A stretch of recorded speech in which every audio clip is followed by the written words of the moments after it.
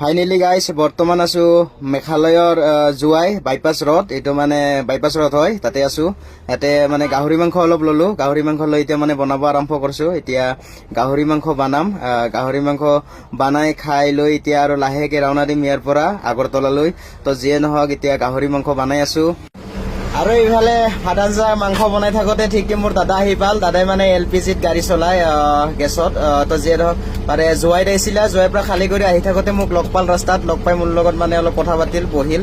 তো সিও একেলগে ভাত খাই যাব। মানে এতিয়া মাংস বনাই আছো, এতিয়া হ'ব আৰু বাকী ইফালে দালি অলৰেডি ৰেডি হৈ গৈছে। তাৰপিছত ইফালে কুকাৰত ভাত, এতিয়া দালি হৈ গৈছে। এতিয়া মানে মাংসটো হোৱাৰ পিছত মাংসটো মানে এতিয়া খাব লাগে। আৰু এইটো হৈছে আমাৰ মিক্সাৰ মেচিন, মানে ইয়াতে মছলা গুড়ি কৰোঁ আমি। এইটোৱে আমাৰ মিক্সাৰ মেচিন। বাকী ইয়াতে আমাৰ চব কাম চলি যায় গুড়া কৰা।